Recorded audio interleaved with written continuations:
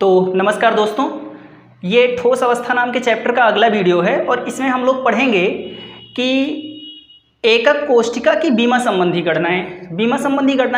इसमें मुख्य रूप से हम लोग घनत्व का अध्ययन करेंगे कि कोई एकक कोष्ठिका है उसका घनत्व निकालना है तो कैसे निकालेंगे। तो चलिए हम लोग निकाल कर देखते हैं कि किसी एकक कोष्ठिका का घनत्व कैसे निकाला जाता है।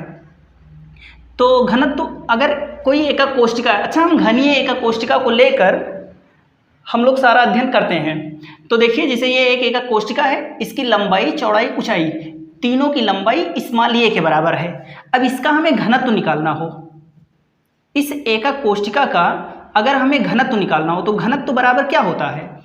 एकक कोष्ठिका का द्रव्यमान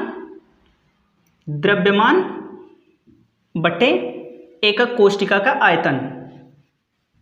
देखिए, एकक कोष्ठिका का घनत्व निकालना है तो घनत्व कैसे निकलेगा? एकक कोष्ठिका का द्रव्यमान बटे एकक कोष्ठिका का आयतन।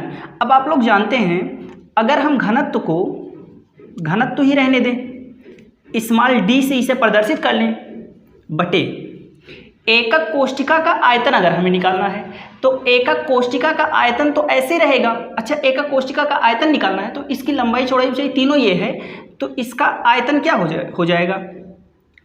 ये क्यूब हो जाएगा। और एकक कोष्ठिका का द्रव्यमान निकालना है तो एकक कोष्ठिका का द्रव्यमान कैसे निकलेगा? देखिए, एकक कोष्ठिका का द्रव्यमान निकालना है तो इसमें सबसे पहले ये देखेंगे कि इसमें कितने प्रभावी कण हैं, यानी प्रभावी कणों की संख्या गुणे एक कण का द्रव्यमान।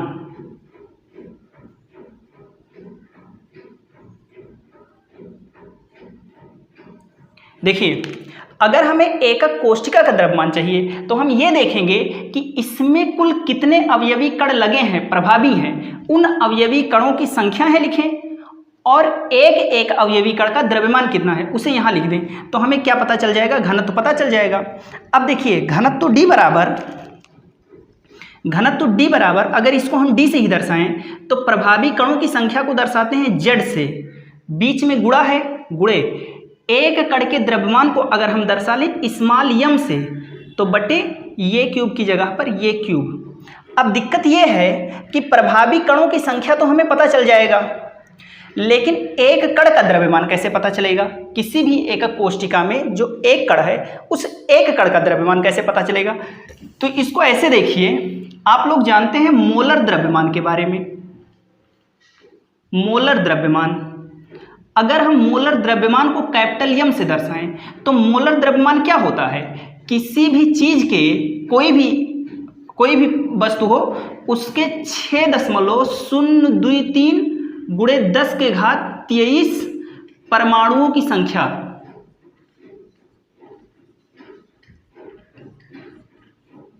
परमाणु का द्रव्यमान, यानी किसी भी चीज के 6.023 गुणे 10 के घात 23 इतने परमाणुओं को ले लें और उसको तौल लें तो वही उसका मोलर द्रव्यमान होता है। जैसे गेहूं का मोलर द्रव्यमान निकालना है तो गेहूं के इतने अणुओं को लीजिए और उसको तौल लीजिए तो वही हो गया गेहूं का मोलर द्रव्यमान। किसी भी चीज का मोलर द्रव्यमान निकालना है तो उसके इतने अवयवी कणों को लीजिए, इतने पार्टिकल को लीजिए और उसे तौल लीजिए, जितना आएगा वही उसका मोलर द्रव्यमान है। तो मोलर द्रव्यमान को अगर कैपिटल M से दर्शाएं तो मोलर द्रव्यमान बराबर क्या होगा? 6.023 गुणे 10 के घात 23 परमाणुओं का द्रव्यमान।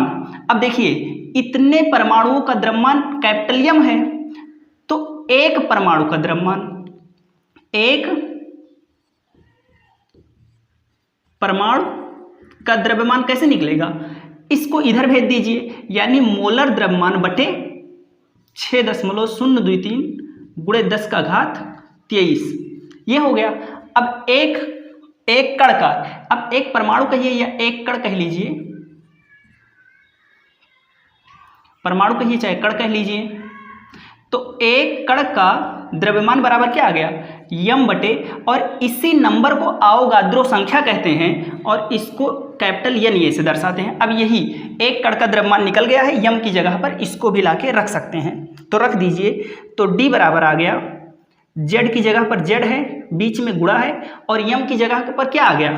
कैपिटल M बटे N और बटा ये क्यूब, ये आ गया। इसको सॉल्व कर लेंगे तो स्मॉल d बराबर आ जाएगा जेड गुणे यम बटे एन ए गुणे ये क्यूब, ये आ गया और यही आपका हो गया फार्मूला। अब देखिए एन ए का मान पता ही है और देखिए डी घनत्व है, जेड क्या है, किसी भी एकक कोष्टिका में प्रभावी कणों की संख्या। अब प्रभावी कणों की संख्या जानते हैं आप लोग, एस सी सी के लिए 1 होता है, बी सी सी के लिए 2 होता है, एफ सी सी के लिए 4 होता है। तो प्रभावी कणों की संख्या हमें पता है।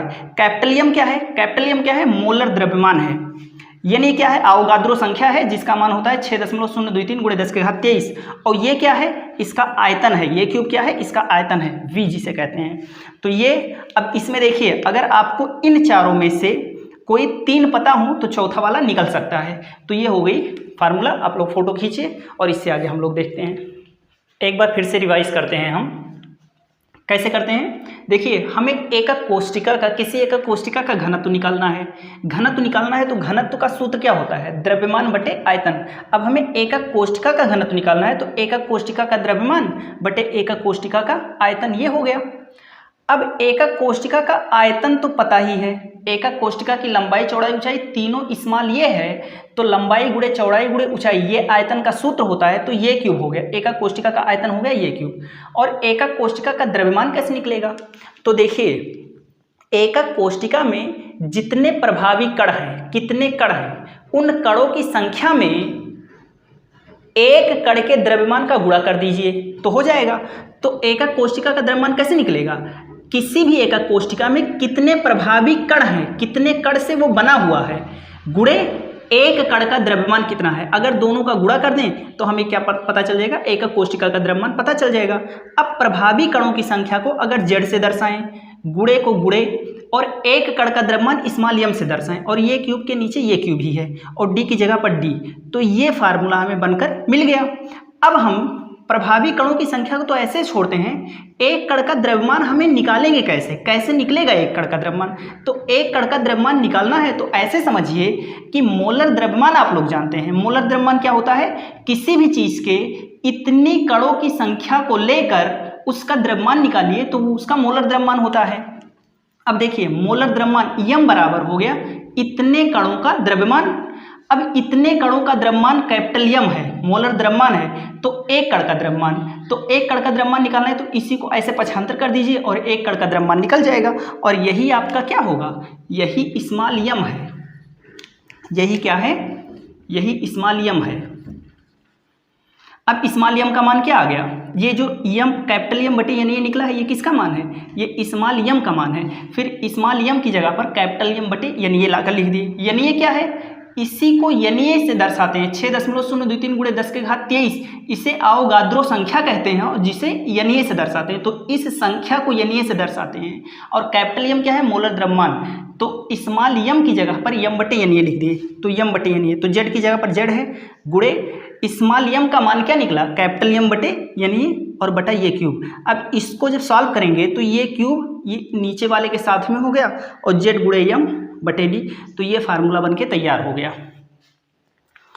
अब चलिए इस पर हम लोग न्यूमेरिकल देखते हैं। इस क्वेश्चन को देखते हैं हम लोग। सबसे पहले क्या है, यानी सीएल के एकक कोष्टिका का आयतन इतना है तो इसका घनत्व ज्ञात कीजिए। अब घनत्व हमें ज्ञात करना है तो ये फार्मूला लगेगा घनत्व का, एकक कोष्टिका के घनत्व का फार्मूला हम लोग निकाल चुके हैं, अभी देखे हैं। अब इस घनत्व को निकालना है, इस घनत्व को निकालना है तो आपको जेड का मान चाहिए, कैपिटल यम का मान चाहिए और ये क्यूब का मान चाहिए, और इसका मान तो ये अवोगाद्रो संख्या, इसका मान तो पता ही है। तो चलिए निकालते हैं। सबसे पहले हम सोचते हैं जेड का मान क्या है, तो NaCl के एकक कोष्टिका है, तो NaCl का जो जालक होता है ये FCC जालक बनाता है, तो NaCl FCC जालक बनाता है, FCC जालक बनाता है, अतः जेड का मान हो गया 4। FCC जालक के लिए जेड का मान 4 होता है। आप लोग इससे पहले वाले सारे वीडियो देखिए, उसमें मैंने स्पष्ट कर रखा है कि FCC जालक में कैसे प्रभावी कणों की संख्या 4 होती है। तो NaCl का घनत्व निकालना है तो 4 चीज़ें हमें चाहिए, ये 3 चीज़ें मालूम होनी चाहिए। तो जेड तो हमें पता चल गया 4 होता है। अब कैपिटल यम देखिए, कैपिटल यम कैसे पता चलेगा? तो कैपिटल यम निकालना है तो कैपिटल यम निकाल लीजिए NaCl का। तो NaCl का कैपिटल यम निकालना है तो Na का कितना होता है? 23 होता है, प्लस Cl का आणविक द्रव्यमान कितना होता है? 35.5, और जोड़ देंगे तो आ गया 58.5। ये हो गया कैपिटल एम का मान। मोलर द्रव्यमान इसका NaCl का मोलर द्रव्यमान कैसे निकलेगा?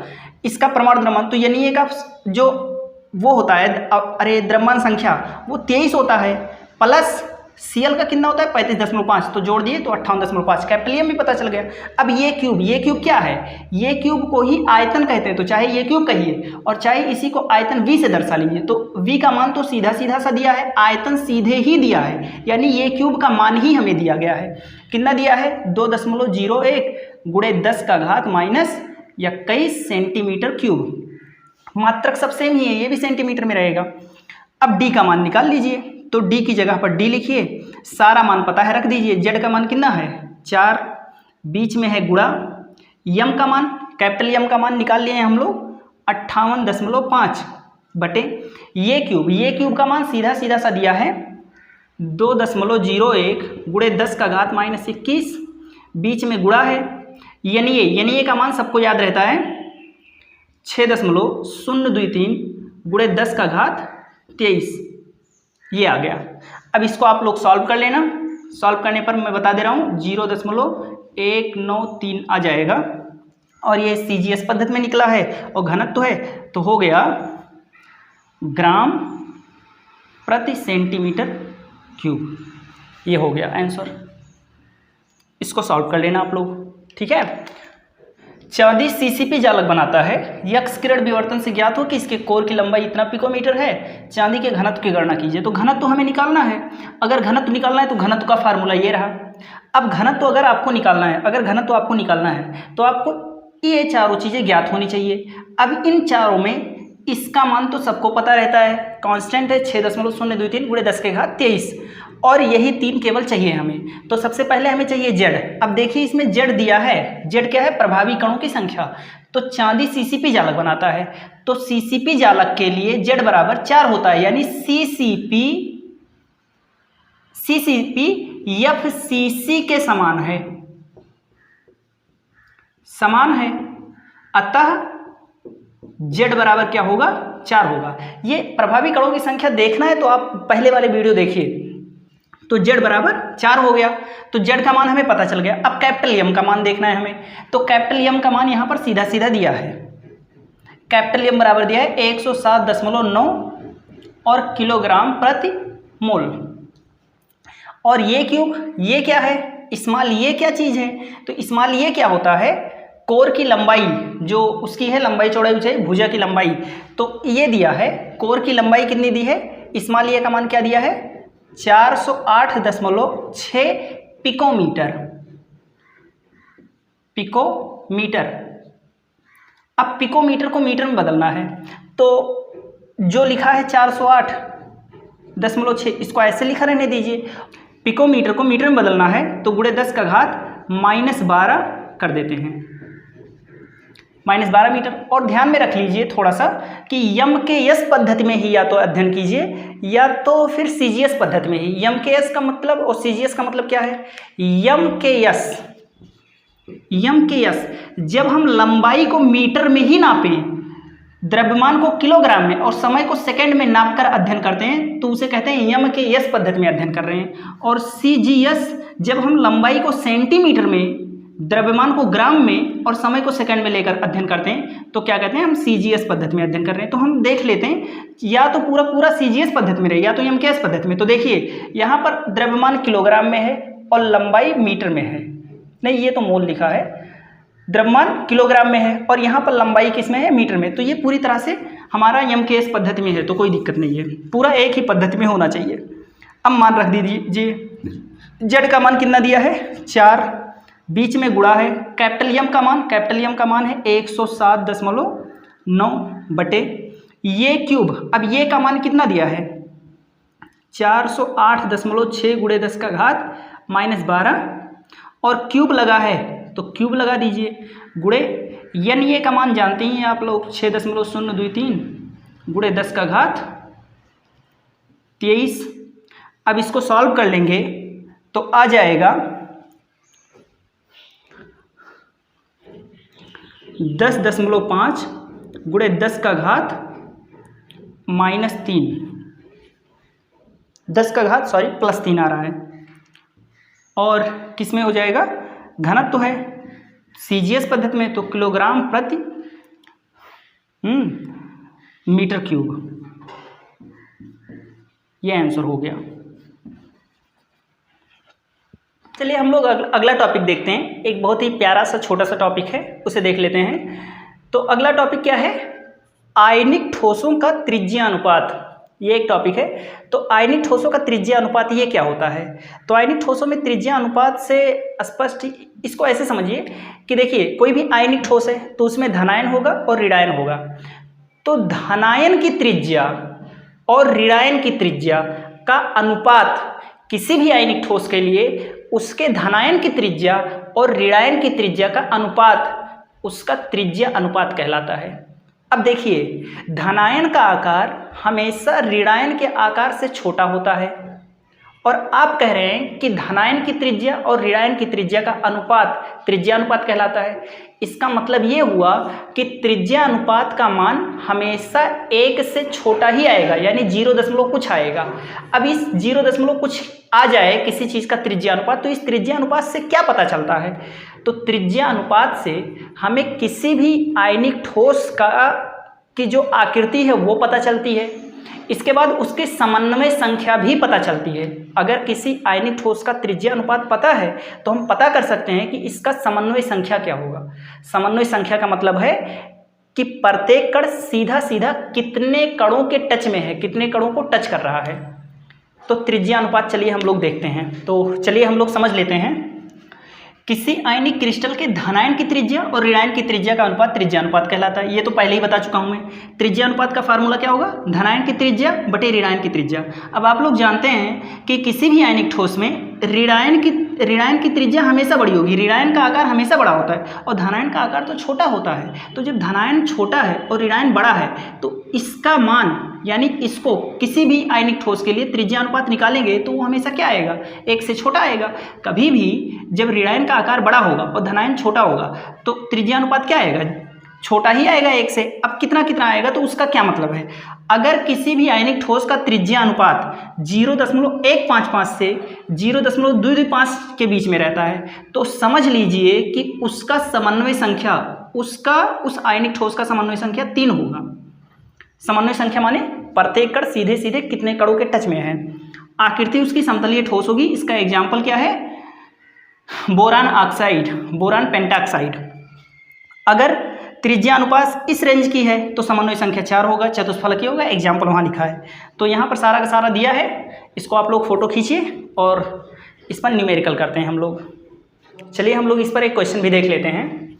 लिखा है, क्वेश्चन है कि किसी आयनिक ठोस में, कोई आयनिक ठोस है उसमें धनायन की त्रिज्या है 88 पिकोमीटर और ऋणायन की त्रिज्या है 200 पिकोमीटर। तो उसकी समन्वय संख्या ज्ञात कीजिए। अब ये कैसे लगेगा, तो देखिए त्रिज्या अनुपात इसका निकालना पड़ेगा हमें। देखिए त्रिज्या अनुपात निकाल लेते हैं। त्रिज्या अनुपात कैसे निकलेगा, त्रिज्या अनुपात निकालना है तो धनायन की त्रिज्या ऊपर लिख लीजिए, कितना है 88 पिकोमीटर। अब पिकोमीटर है तो चाहे बदल लीजिए मीटर में, चाहे ना बदलिए, कोई दिक्कत नहीं है। तो पिकोमीटर में बदलना है तो बदल लीजिए, 10 के घात -12 लगा लीजिए। 88 गुणे 10 के घात -12 और मीटर में बदल गया। ऋणायन की त्रिज्या कितनी है, 200 पिकोमीटर है। तो 200 गुणे 10 के घात -12। अब 10 के घात -12 से तो ये तो कट गया और 88 और 200 इन दोनों का आपस में भाग दे देंगे तो आ जाएगा 0.44। अब त्रिज्या अनुपात आ गया 0.44। अब त्रिज्या अनुपात 0.44 आ गया तो ये इसी रेंज में आएगा। 0.44 किस रेंज में, इसी रेंज में आ गया। तो समन्वय संख्या इस रेंज के लिए क्या है, 6 है। तो अतः समन्वय संख्या